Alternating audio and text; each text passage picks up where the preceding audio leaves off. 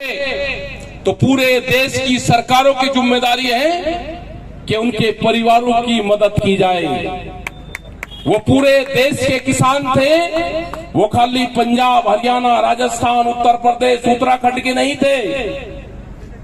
उनकी मदद हमको पूरे देश के किसान को, पूरे देश की सरकारों को, जहां जहां पे भी जिसकी सरकारें हैं, उन सबको, उन परिवारों की मदद करनी चाहिए। बहुत बुरी स्थिति है बहुत परिवारों की। 750 से ज्यादा किसान शहीद हुए वहां पे। जब उनके परिवारों के बीच में जाते हैं तो हम तो एक साल से घर नहीं गए 26 तारीख के बाद में।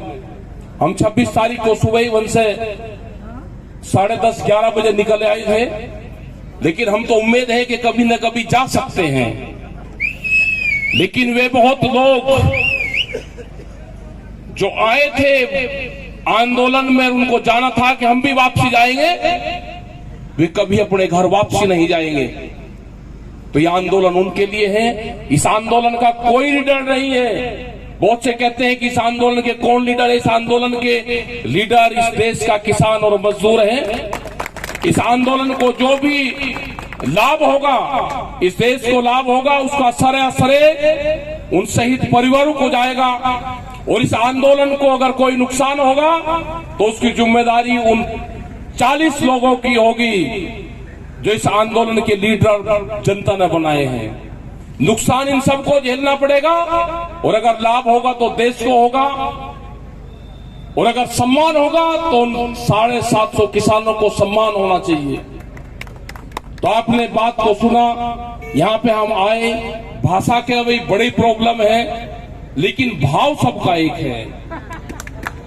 भाव सबका एक है। भाषा अलग अलग हो सकती है, मुद्दे और भाव सबके एक हैं। तो उन भाव की अभिकता है। और खाने वाला ये नहीं बता सकता ये कि ये कहां का है।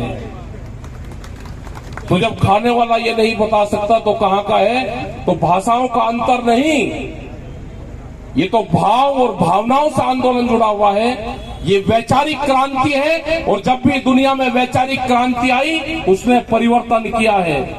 पूरी दुनिया में आपकी चर्चा होती है, पूरी दुनिया में आपके पक्ष में आंदोलन होते हैं।